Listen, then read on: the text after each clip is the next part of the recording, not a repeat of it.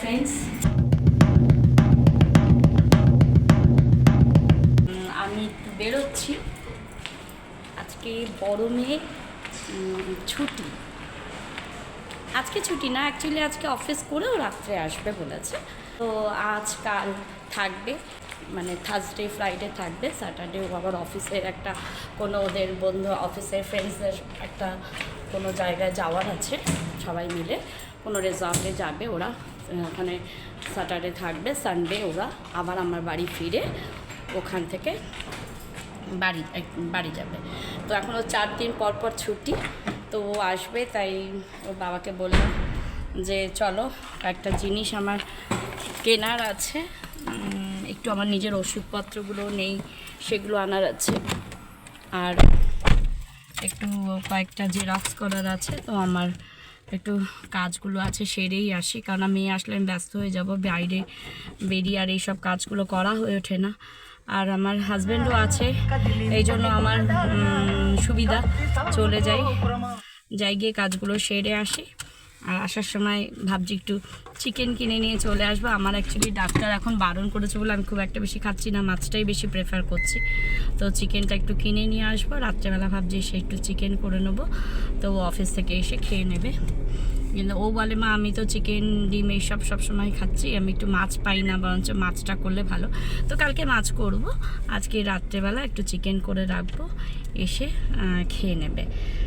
ঠিক আছে, চলো ফ্রেন্ডস, আমি যাই, গিয়ে একটু ওষুধপত্রগুলো কিনি, তারপরে আমাদের বললাম আমি একটু জেরক্স করাবো, আরও কিছু টুকটাক জিনিসও আমার লাগবে সংসারে, সেগুলো নিয়ে আসবো। দেখো আমি এসছি এই গাড়ির দোকানে এসছি। তো এখন গাড়ির সামনের লাইটটা কেটে গেছে, তাই জন্য গাড়ির সামনের লাইটটা লাগাবো। হ্যালো ফ্রেন্ডস, দেখো আমি চিকেনের দোকানে এসছি, আমরা চিকেনটা নিয়ে নিই।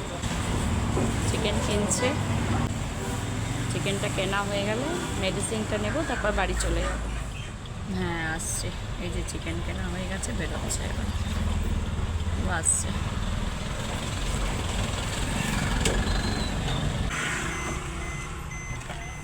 চলে এসছে, চিকেন কেনা হয়ে গেছে।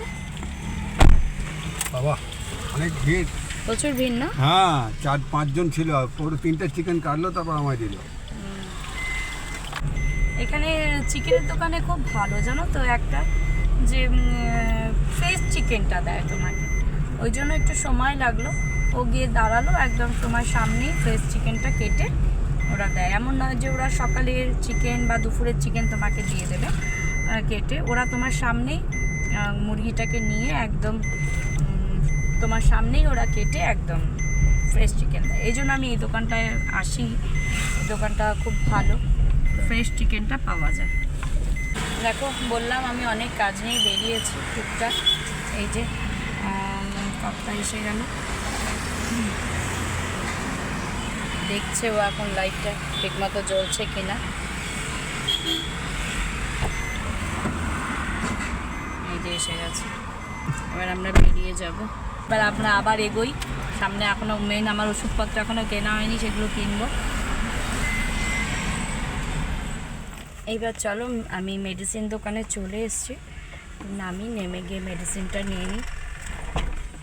বুঝে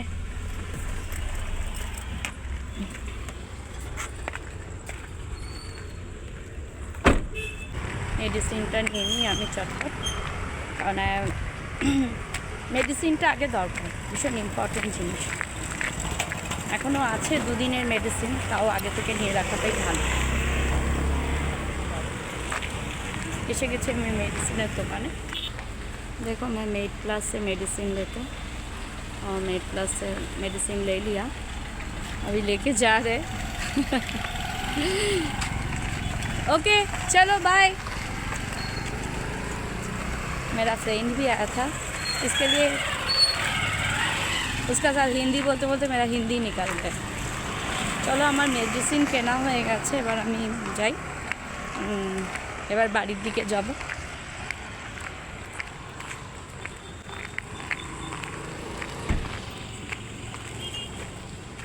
গাড়িটাকে অনেক দূরে রাখতে হয়। আমি বললাম জেরক্সের দোকানে আসবো, তো এখানে জেরক্সের দোকানে এসেছি। কর্তা গেছে ভেতরে জেরক্স করতে, দাঁড়িয়ে আছে ও, আমি বাইরেই ওয়েট করছি, কেননা ভেতরটা ভীষণ গরম, তো ওই জন্য ও গেছে, আমি দাঁড়িয়ে আছি বাইরে। আর এটা একটু ভালো লাগছে, ঠান্ডা লাগছে, তাই জন্য ও গেছে। আসার সময় একটা জায়গায় দেখলাম খুব সুন্দর টোস্ট বিস্কুট বিক্রি হচ্ছে, কতগুলো টোস্ট বিস্কুট কিনলাম। এই যে হয়ে গেছে কর্তার জেরক্স করা, আসছে। আমি চিকেন এনেছিলাম মেয়ে আসবে বলে, তো আমার চিকেন রান্না হয়ে গেছে, ওদিকে ভাতও হয়ে গেছে। মেয়ে ফোন করেছিল যে বেরিয়ে গেছে অফিস থেকে, আসলে ওকে খেতে দিয়ে দেবো।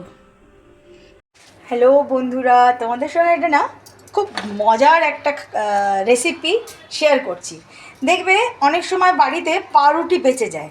এবারে পাউরুটিটিকে খাওয়ার পরে, এই যে আমার এখানে আলু পেঁয়াজের সমগ্র, এবার বলছি তোমার পাউরুটিটা বেশ 3-4 দিন হয়ে গেলে দেখবে কেউ আর বাড়িতে খেতে চাইছে না। এইবারে তোমাদের আমি একটা মজার রেসিপি শিখিয়ে দিচ্ছি, এটা তোমরাও বাড়িতে ট্রাই করতে পারো। অবশ্য জানি অনেকে জানো। এর জন্য চাই পাউরুটি কতগুলো, আমার কাছে 4-5 পিস ছিল, ওইটা টুকরো করেছি, পেঁয়াজ, কাঁচা লঙ্কা, টমেটো, আর এখানে একটু লাগবে যেগুলো আলু সিদ্ধ। আলু সিদ্ধটাকে আমি এরকমভাবে কুচি কুচি করে কেটে রেখে দিয়েছি, ব্যাস এইটুকুন দরকার। আর সাদা তেল, নুন, হলুদ, আর একটু চাট মশলা, আর একটু সাম্বার পাউডার।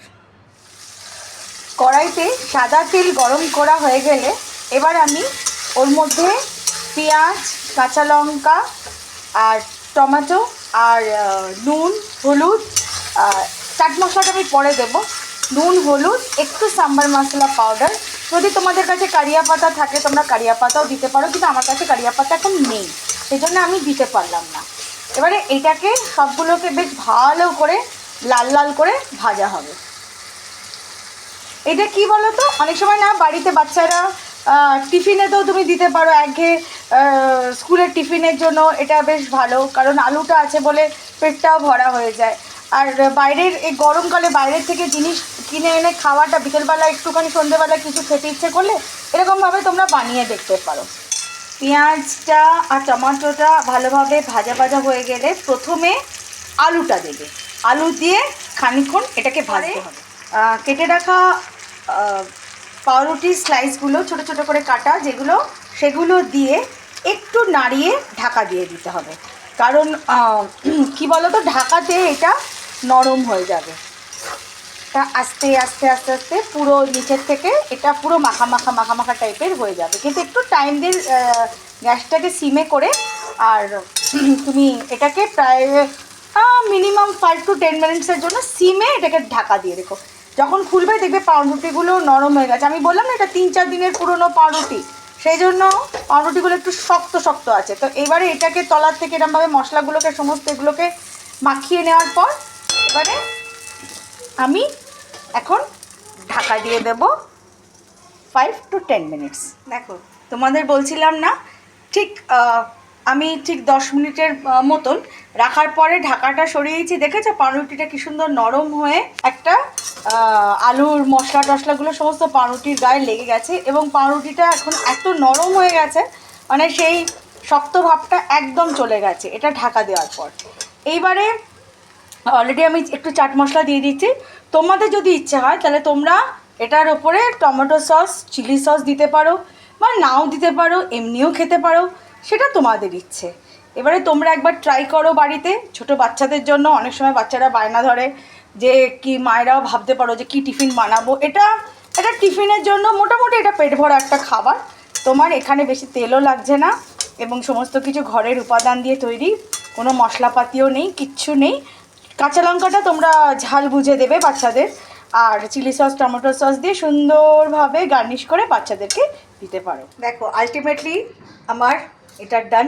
জিনিসটা এরকম দেখতে হয়েছে, আমি ওপর থেকে একটু সস দিয়েছি যাতে দেখতে ভালো লাগে। আর এটা হচ্ছে নাক, কাঁচা লঙ্কাটা দিয়ে নাক বানিয়েছি, দুটো চোখ আঁকার চেষ্টা করেছিলাম, হয়নি।